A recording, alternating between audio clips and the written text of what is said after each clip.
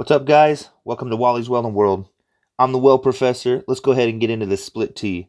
So right here I go and show you where we're laying out on the UT on the pipe. This is the top of the flange of the split T. You can see there's a flange on it, and then that's where the bevel is that we're going to put them together. There's the bottom. There's the top. There's the bottom. These are the UTV readings to basically make sure that the pipe is thick enough so we're not welding on thin pipe. The helpers have to buff off the paint, so that way we can obtain full penetration and not be welding through paint, which will catch basically porosity. Right here we've already leveled out the flange and tacked it up. You got my ground there. You can see some little tacks going on. Now we got the bottom on, we got it tacked up. Right here takes a spacing bar, which is considered a backing strip. So we're going to go ahead and put that backing strip in at this point right now. Kind of get it in the grooves right there, and then ease it in there. I had a little trouble, so I had to grab my wedge and smack it the rest of the way in there. Because sometimes it's a tight fit, sometimes it's not. This one was a tight fit. But I ended up getting it in there. It wasn't that tight of a fit. Now that I have it in there, this is what it looks like. At this point now, the helper will take the wire wheel and wire wheel it out. It cleaned off the surface and made it good, and I grabbed some 332s and I took off after it. First welds that we do are the 332s, and that's just to get a good penetration and not burn too hot and burn through that backing strip. I had to pick up my file and knock off the slag because sometimes you can't fire up on that slag.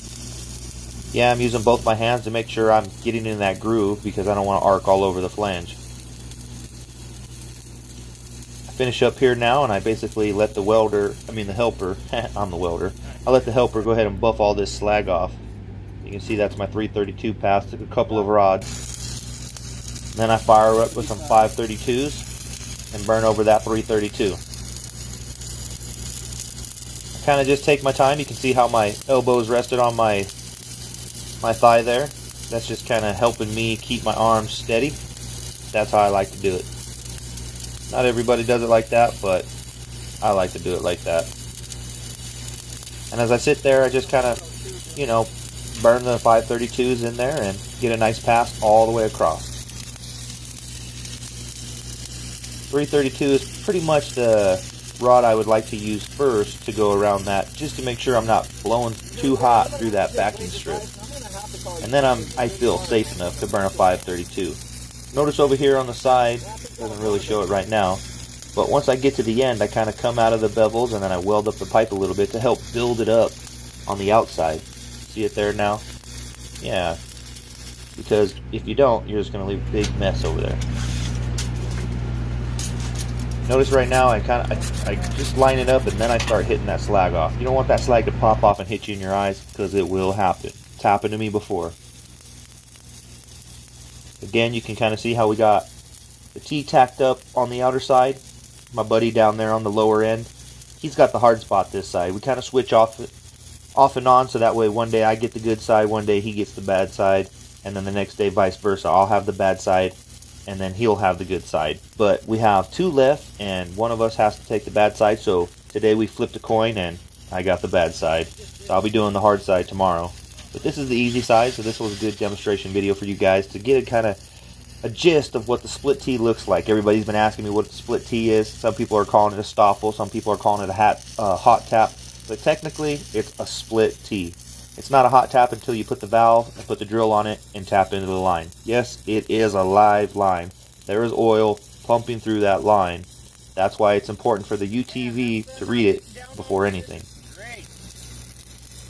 Because if the pipe isn't, if it isn't too thick enough and it's too thin, wore out, they might have to replace the pipe.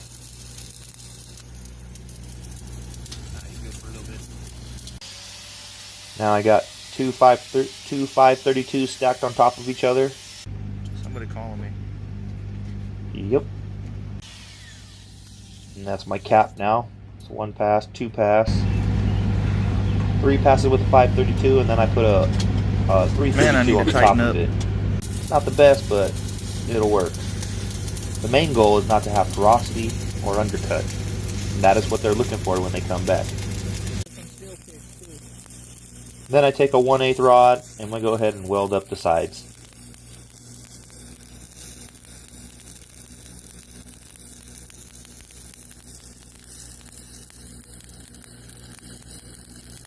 Some people like a 332, some like an 1/8. Personal preference. I did use 332 on a couple of them, but now I'm feeling confident to run the 1/8 around it, so I'm running the 1/8. I do 3 passes on the side.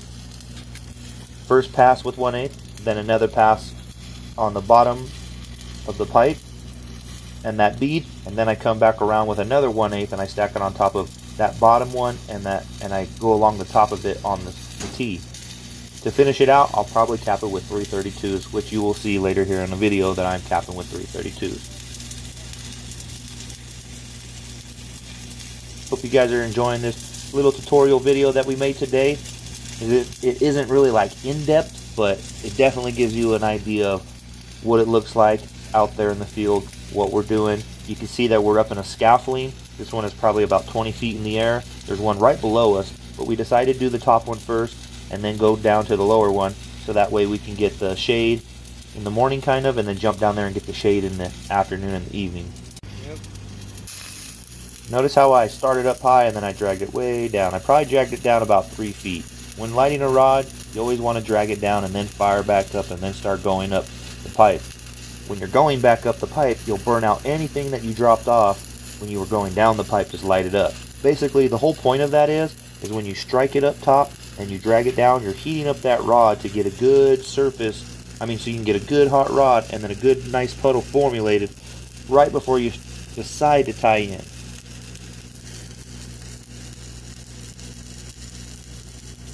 Actually, right there, it looks like I'm still running the ace. You can see now I'm stacking it on the bottom of that bead, between that bead and the pipe. And that is the second pass. Looks like he skipped over and we missed the third pass, and I'm already capping it. My buddy on the other side, you can see, is already capped out on the bottom because it's harder for him right now because the pipe is so close on that side that he runs all 3 passes up that bottom, and then he jumps on top and finishes running those 3 passes along the top. Now that's only for that side. Me, I go ahead and run mine all the way up from the bottom, then buff it off and come back down and do it again. It's just my style, just my preference. How I like to do it, not everybody's the same. If you got comments, please leave it in the comments. 7018 is the rod I'm using. That is a 332. And I'm starting the first pass of my cap, which is on the pipe and the bottom of that weld. And then I'll stack 2 more on top of it to complete my weld.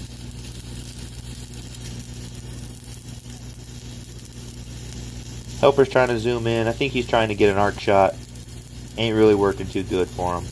But you can see that I kind of swipe it side to side, which is like a zigzag. I make sure when I get to the pipe that I let it spread well onto the pipe so it doesn't undercut it so hard.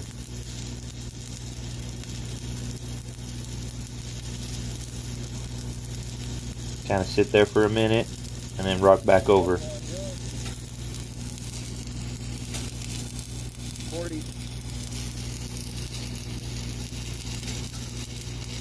Now what you should be focused on is the most brightest part of the puddle. The brightest part of the puddle is the metal. The rest is just slag falling off.